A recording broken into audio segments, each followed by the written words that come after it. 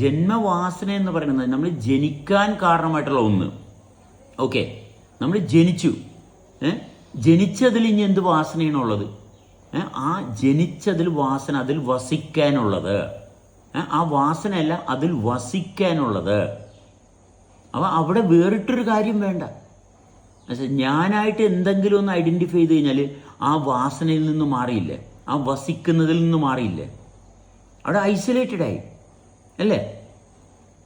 Sir പറയുന്ന ഇപ്പൊ ജന്മവാസന എന്ന് പറഞ്ഞു കഴിഞ്ഞാൽ നമ്മളെ ഇവിടെ ജനിപ്പിച്ചത് നിലനിർത്തുന്നതുമായിട്ടുള്ള വ്യവസ്ഥയെ നമ്മുടെ ഉള്ളിൽ തിരിച്ചറിയാന്നുള്ളതാണ്. അതെ, വിശപ്പുണ്ട്, ദാഹമുണ്ട്, ഇത് കഴിവാണ്.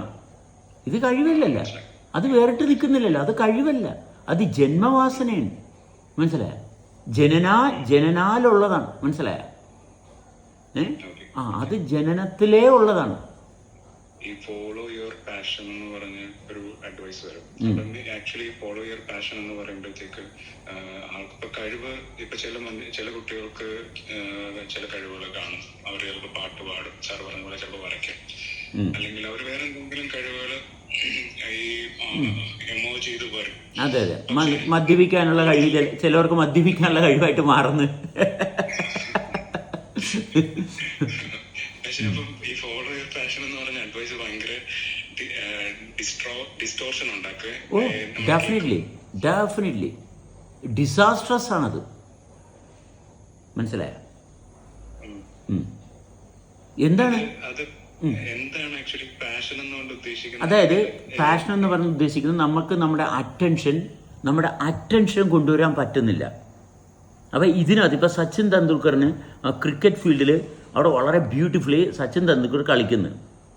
ഓക്കെ, പക്ഷെ കണ്ടുകൊണ്ടിരിക്കുന്നവർക്കെല്ലാവരും അവർക്ക് ചെയ്യാൻ പറ്റാത്തൊരു കാര്യം സച്ചിൻ തെണ്ടുൽക്കർ ചെയ്യുന്നു. നമുക്ക് ചെയ്യാൻ പറ്റാത്തൊരു കാര്യം മറ്റൊരാൾ ചെയ്യുമ്പോൾ നമ്മളിങ്ങനെ നമ്മളിങ്ങനെ ഹിപ്നോട്ടൈസ്ഡ് ആകുകയാണ്. അതാ, ഇതാണ് പാഷനേറ്റ് ആകുന്നത്. ഇപ്പം മോഹൻലാൽ അഭിനയിക്കുന്നു, എനിക്ക് ചെയ്യാൻ പറ്റാത്ത കാര്യം മോഹൻലാൽ ചെയ്യുന്നു. എനിക്ക് ചെയ്യാൻ പറ്റാത്ത കാര്യം ചെയ്യുന്നതിനകത്ത് നമ്മൾ ഹിപ്നോട്ടൈസ്ഡ് ആകുന്നു. ഇതൊരു പ്രോബ്ലമാണ്. മനസ്സിലായി? എനിക്ക് ചെയ്യാൻ പറ്റുന്ന കാര്യത്തിൽ നിന്ന് ഞാൻ വിട്ടുപോകുന്നു. മനസ്സിലായി? എനിക്ക് ചെയ്യാൻ പറ്റുന്ന കാര്യത്തിൽ ഞാൻ വിട്ടുപോകുന്നു. എനിക്ക് ചെയ്യാൻ പറ്റാത്തൊരു കാര്യം മറ്റൊരാൾ ചെയ്യുന്നതിനകത്ത് ഞാൻ അടിമയാകുന്നു.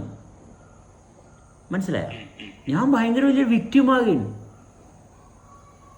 ഇതാരും തിരിച്ചറിയുന്നില്ല. മനസ്സിലായ? ഈ പാടിയ ആള് അല്ലെങ്കിൽ അഭിനയിച്ച മോഹൻലാലിൻ്റെ ജീവിതം മെച്ചപ്പെടുന്നുണ്ടോ? ഇല്ല. മോഹൻലാൽ വീണ്ടും വീണ്ടും അഭിനയത്തിൽ മികവുണ്ടാക്കാൻ മോഹൻലാൽ വർക്ക് ചെയ്യും.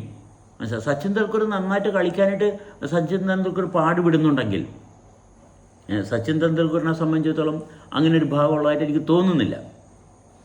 കാരണം മറ്റുള്ളവരെക്കാൾ ഉന്നതി നിൽക്കണം, അങ്ങനെ ഒരു ഈഗോയിസ്റ്റിക് കളിക്കാരനായിട്ട് എനിക്ക് തോന്നിയിട്ടില്ല സച്ചിനെ. മനസ്സിലായി? ഞാൻ എല്ലാവരെയും പോലെ തന്നെയാണ് ഞാൻ കളിക്കുന്നു, അത്രയേ ഉള്ളൂ. അല്ലേ? ഞാൻ കണ്ടൊരു സച്ചിൻ അങ്ങനത്താണ്. അങ്ങനെ തന്നെ. കാരണം ഏറ്റവും കൂടുതൽ സെഞ്ചുറി അടിച്ചത് സച്ചിനാണ്, ഏറ്റവും കൂടുതൽ ഡെക്കിൽ ഔട്ടായിരുന്ന സച്ചിനാണ്. നമ്മൾ ചെയ്യുന്ന പ്രവൃത്തി നമ്മൾ മുമ്പ് ചെയ്തതിനേക്കാൾ കുറച്ചും കൂടി വൃത്തിയായിട്ട് ചെയ്യണം എന്ന് നമ്മൾ ആഗ്രഹിക്കുന്നതിൽ തെറ്റുണ്ട്. അല്ല, നമ്മൾ വൃത്തിയായിട്ട് ചെയ്യുന്നതിനകത്തല്ല, നമ്മളെ വൃത്തിയായിട്ട് അനുഭവിക്കുന്ന ഭാഗമേ ഉള്ളൂ. നമ്മൾ വൃത്തിയായിട്ട്, ഇപ്പം ഞാൻ വണ്ടി ഓടിക്കുന്നു, ഞാൻ എന്നെ നന്നായിട്ട് അനുഭവിക്കുമ്പോൾ വണ്ടി വൃത്തിയായിട്ട് ഓടിക്കും. മനസ്സിലായി? അതെ അതെ, നമ്മളെ നന്നായിട്ട് അനുഭവിക്കുന്നതുകൊണ്ട് വണ്ടി നന്നായിട്ട് ഓടിക്കാൻ പറ്റുന്നു, മറ്റുള്ളവരായിട്ട് നന്നായിട്ട് സഹകരിക്കാൻ പറ്റുന്നു, എല്ലാ കാര്യത്തിലും എനിക്ക് നല്ലതായിട്ട് ചെയ്യാൻ പറ്റും. അല്ലെങ്കിൽ ഇന്ന കാര്യമാണ് എനിക്ക് കൂടുതൽ പാഷനായിട്ട് ചെയ്യാൻ പറ്റത്തുള്ളതുകൊണ്ട് അതുമാത്രം ചെയ്യുമ്പോൾ ഞാൻ നന്നായിട്ട് എല്ലായിടത്തും ഇരിക്കുന്ന ഭാഗം ഇല്ലാണ്ടാകുന്നു. മനസ്സിലായി? എല്ലായിടത്തും എനിക്ക് നല്ല അനുഭവത്തോട്ട് പോകാൻ പറ്റുന്നില്ല. പിന്നെ നന്നായിട്ട് ഇരിക്കണതിനേക്കാൾ നന്നാവണം എന്ന് തോന്നുന്നത് പുറത്തുനിന്ന് കിട്ടിയ സാധനമാണ്. അതെ, അല്ല, ഇന്നടുത്ത് ചെന്ന് കഴിഞ്ഞാൽ എനിക്ക് ഭയങ്കര വലിയ സ്ഥാനം കിട്ടും, നമ്മളങ്ങോട്ടേ പോകത്തുള്ളൂ. അതൊരു പ്രോബ്ലം അല്ലേ? എവിടെ ചെന്നാലും എനിക്ക് എൻ്റെ സ്ഥാനം വിടുപ്പായിട്ടുണ്ട്. അവർ തരുന്നതല്ല എനിക്ക് സ്ഥാനം, എനിക്ക് ഉള്ളതാണ് എൻ്റെ സ്ഥാനം. മനസ്സിലായോ? അപ്പോൾ പിന്നെ ഓടി നടക്കേണ്ട കാര്യമില്ല. ഇല്ല, നമ്മൾ എവിടെയാണെങ്കിലും എനിക്കുള്ളതാണ് എൻ്റെ സ്ഥാനം. മനസ്സിലായി? ഞാൻ ജനിച്ച സ്ഥാനത്ത് ഇരിക്കുന്നതാണ്. ഞാൻ എവിടെയാണ് ജനിച്ചത്? എന്താണ് ജനിച്ചത്? എവിടെയാണ്? ഞാൻ എവിടെയാണ് എൻ്റെ തിരിച്ചറിവ് ആരംഭിക്കുന്നത്? അവിടെയാണ് ജനിച്ചത്. അപ്പോൾ അവിടെ സംശയം വരുന്നുണ്ടോ? വീണ്ടും നമ്മൾ പരിശോധിക്കണം, വൃത്തിയാക്കണം. എനിക്ക് സംശയം ഉണ്ടെങ്കിൽ ഞാൻ ജനിച്ചിടത്തല്ല, ജനിച്ച ഇടത്ത് സംശയമില്ല. കാരണം ജനിച്ചെടുത്ത് എങ്ങനെയാണ് സംശയം ഉണ്ടാകുന്നത്? അപ്പോൾ സംശയമുണ്ടെങ്കിൽ എന്നെ ഞാൻ വൃത്തിയാക്കി തീർന്നിട്ടില്ല. അതാണ് ഉത്തരവാദിത്വം. ജനിച്ച ഇടത്ത് സംശയം ഒരിക്കലുമില്ല, ഉണ്ടാകത്തില്ല. ഉള്ളതുകൊണ്ടാണ് പുനർജന്മം എടുത്തുകൊണ്ടിരിക്കുന്നത്. അതെ അതെ, ഈ പുനർജന്മം എടുക്കുക എന്ന് പറഞ്ഞാൽ എന്താണ്? പുനർജന്മം എടുക്കുന്നതോറും പ്രശ്നങ്ങൾ കൂടിക്കൊണ്ടിരിക്കുക. ഒരിക്കലും പുനർജന്മം എടുക്കരുത്, മനസ്സിലായോ? ഇപ്പോൾ പുനർജന്മം എടുക്കുന്നു, ഞാൻ ഭാര്യയാണ്, ഞാൻ ഭർത്താവാണ്, ഞാൻ ഡോക്ടറാണ്, എഞ്ചിനീയറാണ്, എനിക്ക് വേറെ ചില കഴിവുകളൊക്കെ ഉണ്ട്. ഇതെല്ലാം പുനർജന്മത്തിൻ്റെ ഭാഗമാണ്. ഇതെല്ലാം ദുരന്തമായിട്ട് മാറും. അതുകൊണ്ടാണ് നഗ്നനാകുക, മനസ്സിലായോ? നഗ്നനാകുക, നമ്മുടെ ആ തനിമയിലോട്ട് എത്തുക, ആ യാഥാർത്ഥ്യ ബോധത്തിലോട്ട് എത്തുക. ഒരു കാരണവശാലും ആ പുനർജന്മം എടുക്കാനുള്ള ഒരു അവസരം കൊടുക്കരുത്. ഒരു കാരണവശാലും നമ്മുടെ ഉള്ളിലുള്ള എല്ലാ വൃത്തികേടും നമ്മൾ ആക്സെപ്റ്റ് ചെയ്ത് അത് വൃത്തിയാക്കണം.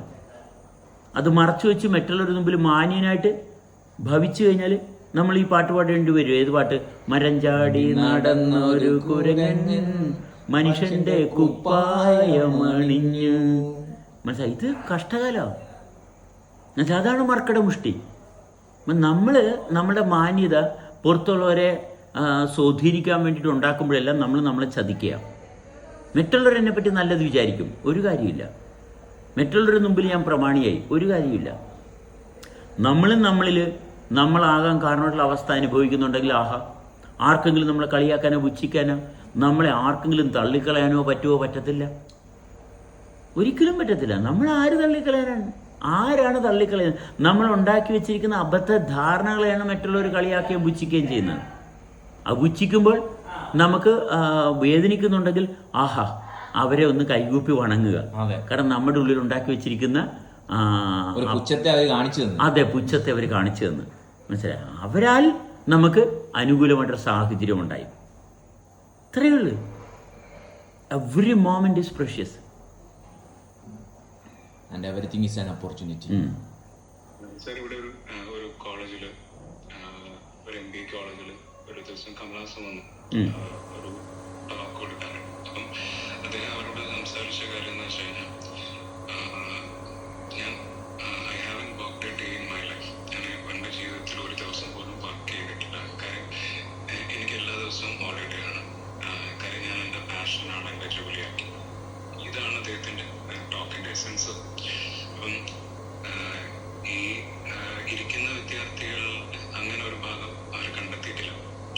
അപ്പം അവർക്ക് ഈ ഒരു ഭാഗം ആക്ച്വലി ഇപ്പം കമൽഹാസൻ എത്ര ഭാഗ്യം ചെയ്ത മനുഷ്യനാണെന്നുള്ളൊരു ഭാഗമാണ് ഉണർന്നു വരുന്നത്. നമുക്കത് കണ്ടെത്താൻ പറ്റിയിട്ടില്ല. അപ്പം നമ്മളെല്ലാവരും ദിവസം ജോലി എടുത്തുകൊണ്ടിരിക്കുകയാണ്. അപ്പം ഇങ്ങനൊരു വർക്ക് എൻ്റെ പാഷൻ്റെ വർക്കാക്കുന്നൊരു ഭാഗത്തേക്ക് നമ്മൾ എങ്ങനെ എത്തിപ്പെടും എന്നുള്ളൊരു കൺഫ്യൂഷനാണ് ആ ടോക്കിൻ്റെ അവസാനം ആക്ച്വലി കേൾക്കുന്നവർക്ക് ഉണ്ടാവും. അപ്പൊ ശരിക്കും ആ പറഞ്ഞതിനകത്ത് എന്താ ശരിക്കും ഉള്ള കോൺട്രഡിക്ഷൻ എന്താ സാറിന് ഫീൽ ചെയ്യുന്നു? അതായത് ഇപ്പം ശരത്തിനെ ഞാൻ കേൾക്കുന്നു, ഈ ശരത്തിനെ കേൾക്കുന്നതാണ് എൻ്റെ ജോലി. എന്നിലെന്ത് മാറ്റം ഉണ്ടാകുന്നു, അതാണ് എൻ്റെ പാഷൻ. എൻ്റെ ജോലി ശരത്തിനെ കേൾക്കുന്നതാണ്. എൻ്റെ പാഷൻ എന്താണ്? എൻ്റെ പാഷൻ എന്താണ്? എന്നിലുണ്ടാകുന്ന മാറ്റമാണ് എൻ്റെ പാഷൻ. മനസ്സിലായോ? എന്നിലുണ്ടാകുന്ന മാറ്റമാണ് എൻ്റെ പാഷൻ. കാരണം ശരത്തിന് എന്നിൽ മാറ്റം ഉണ്ടാക്കാൻ സാധിച്ചു.